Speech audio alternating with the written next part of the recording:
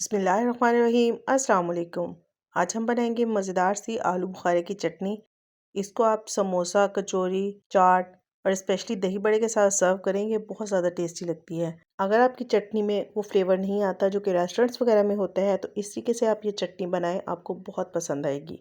तो चटनी बनाने के लिए सबसे पहले हम पैन में 1.5 कप पानी शामिल करेंगे।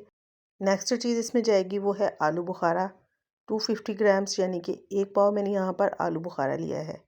और कोशिश आपने ये करनी है कि चटनी बनाने के लिए जो आलू बुखारा इस्तेमाल करें वो काफ़ी फ्रेश हो, मतलब उसका कलर वगैरह ज़्यादा डार्क ना हो। आलू बुखारा को पानी में शामिल करने के बाद हम यहाँ पर फ्लेम को ऑन कर देंगे और इसको कवर करके तकरीबन 6 से 7 मिनट तक कुक कर लेंगे। और मीडियम फ्लेम पर आपने इसको पकाना है, क्योंकि अगर फ्लेम को हाई करेंगे तो जो पानी हमने इसके अंदर डाला है वो जल्दी से ड्राई हो जाएगा। तकरीबन 6 से 7 मिनट पकाने के बाद यहाँ पर आप देख सकते हैं कि जो आलू बुखारे हैं वो अच्छी तरह से पक चुके हैं, सॉफ्ट हो चुके हैं। इस स्टेज पर हम इसमें कुछ बेसिक से स्पाइसेस शामिल करेंगे, क्योंकि आलू बुखारा की चटनी में बहुत ज़्यादा मसाले इस्तेमाल नहीं किए जाते। इस तरह से आलू बुखारा का जो ओरिजिनल फ्लेवर है वो ख़त्म हो जाता है। सबसे पहले हम इसमें शामिल करेंगे 3 खाने के चम्मच चीनी। आप इसकी जगह पर ब्राउन शुगर यानी कि शक्कर भी इस्तेमाल कर सकते हैं। एक छोटा टुकड़ा दालचीनी का और एक टुकड़ा अदरक का इसमें शामिल करेंगे। तकरीबन 1 चुटकी के करीब इसमें नमक शामिल करेंगे और 1 से 2 चुटकी इसमें सुरख मिर्च का पाउडर शामिल करेंगे। 1 चुटकी ही हम इसमें लहसुन पाउडर शामिल करेंगे। अगर आपके पास लहसुन का पाउडर ना हो तो 2 से 3 जवे लहसुन को बारीक चॉप करके इसमें डाल लें। सारे स्पाइसेस को अच्छे से मिक्स कर लेंगे और दोबारा से इसको कवर करके तकरीबन 2 से 3 मिनट तक पका लेंगे। तकरीबन 2 से 3 मिनट पकाने के बाद आप यहाँ पर देख सकते हैं कि हमारी जो आलू बुखारा की चटनी है वो काफ़ी थिक हो चुकी है। अब जो दालचीनी और अदरक का टुकड़ा हमने इसमें शामिल किया था उसको निकाल देंगे।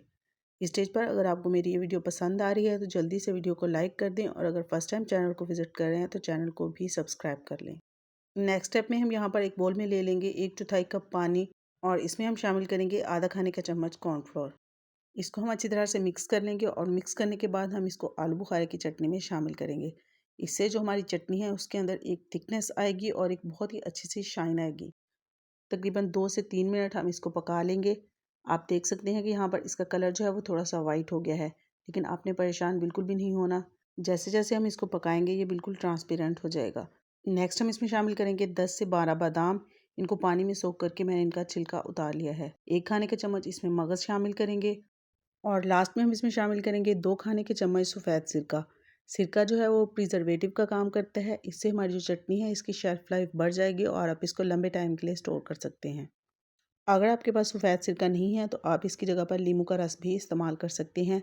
लेकिन अगर आप ये चटनी ज़्यादा क्वांटिटी में बना रहे हैं और इसको लंबे टाइम के लिए सेव करना चाहते हैं तो आप इसमें सिरका ही इस्तेमाल करें। सिरका डालने के बाद मैंने इसको 1 से 2 मिनट मज़ीद पका लिया है और यहाँ पर बहुत ही ज़बरदस्त फ्लेवर वाली मज़ेदार सी आलू बुखारे की चटनी जो है वो बनकर तैयार हो चुकी है।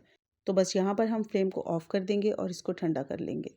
आलू बुखारा की तासीर ठंडी होती है और गर्मी के मौसम में इसका इस्तेमाल बेहद फ़ायदेमंद है।